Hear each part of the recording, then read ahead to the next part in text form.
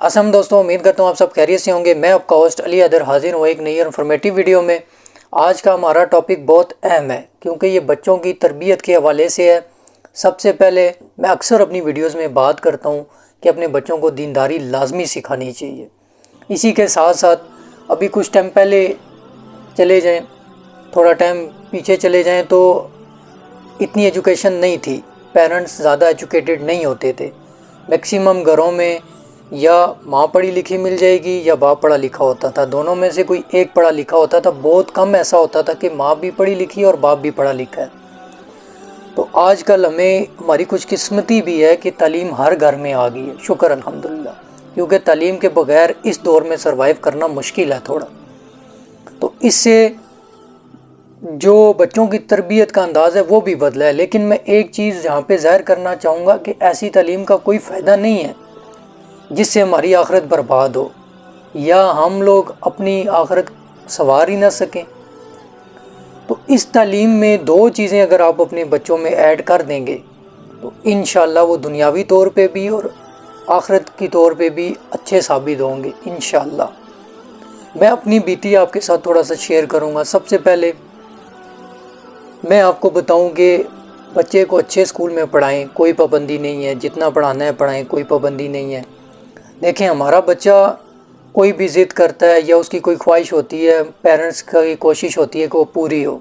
जैसे वो अगर कुछ अच्छे कपड़ों की डिमांड कर रहे हैं, हम उनको पेरेंट्स लेके देते हैं।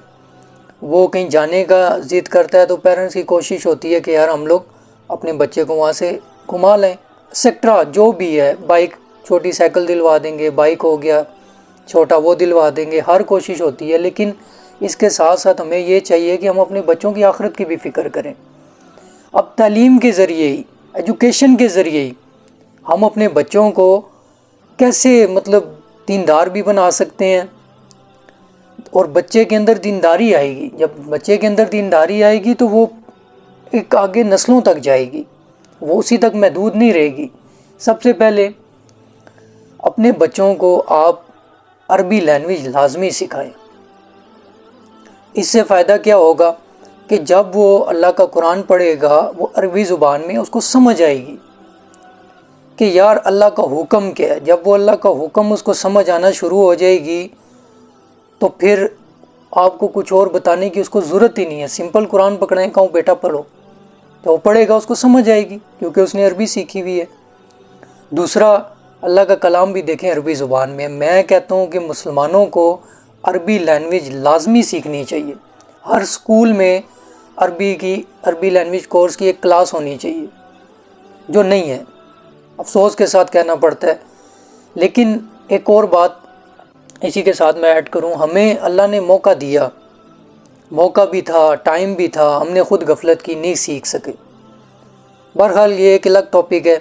इसके बाद दूसरी चीज़ जो मैं बताऊंगा, मैक्सिमम लोग इसकी तरफ तवज्जो देते हैं लेकिन अपने बच्चों को उसके बेनिफिट्स बताएं कि अगर वो स्किल बच्चे के अंदर है वो आगे बढ़ के क्या क्या कर सकता है। सबसे पहले दूसरी बात मैं करूं कि अपने बच्चों को इंग्लिश लैंग्वेज लाजमी सिखाएं। ये मैं इसलिए कह रहा हूं, हालांकि ये अभी आम है, हर पेरेंट्स की कोशिश होती है अपने बच्चों को इंग्लिश आती हो।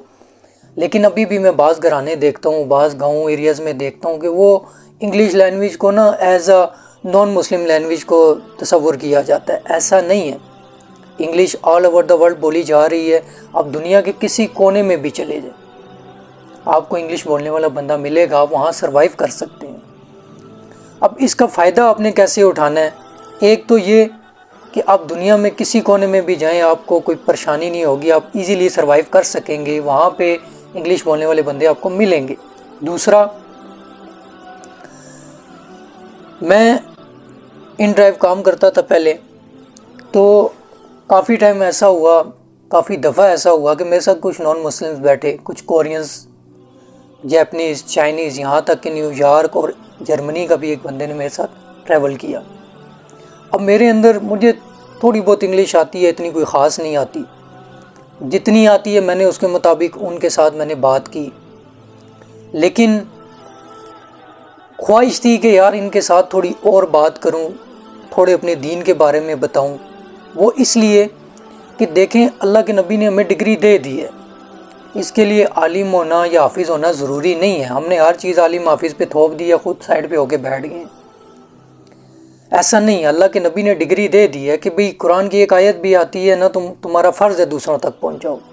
تو ہمارا کام ہے کہ دین کی بات، اللہ کی بات ہم دوسرے لوگوں تک پہنچائیں، اور اس سے بڑھ کے کیا ہو سکتا ہے کہ نان مسلم ہماری بات سنیں۔ اب نان مسلم کوئی بھی اس کو انگلش لازمی آتی ہوگی، آپ کے بچے کو انگلش ہوگی۔ اب بچے کو میرے اندر خیر وہ خواہش پوری ہوئی، خواہش میرے دل میں پیدا ہوئی کہ میں ان سے بات کروں، لیکن میں نہیں کر سکا کیونکہ مجھے اتنی انگلش نہیں آتی تھی۔ وہ بھی میرے سے بات کرنا چاہ رہے تھے، لیکن میں نے انہیں بتایا کہ میری انگلش ویک ہے، میں اتنی بات نہیں کر سکتا۔ اگر مجھے بات کرنی ہوتی، میں دین کے بارے میں بتاتا، تو ہو سکتا ہے کوئی ایک بندہ بھی ہماری وجہ سے دین میں آ گیا، ہماری دنیا بھی سنور گئی، آخرت بھی سنور گئی۔ آپ اپنے بچوں کو انگلش سکھائیں اور ان کو بتائیں کہ بیٹا زندگی میں کبھی تمہیں کسی نان مسلم کے سامنا ہو جائے تو اسے اپنے دین کے بارے میں بتائیں، کیونکہ پوری دنیا یہ سمجھتی ہے کہ مسلمان دہشت گرد ہیں، مسلمان اپنی عورتوں پہ ظلم کرتے ہیں، ان پہ پابندیاں لگاتے ہیں۔ حالانکہ آپ اپنے محلے، گلی محلے میں ہی دیکھ لیں، کوئی نادر شادر کوئی ایک ظالم مرد ہوگا، باقی ہر گھر میں عورت کچھ اور رہ رہی ہے۔ ایسا نہیں ہے کہ ہر گھر میں عورت پہ ظلم ہو رہا ہے۔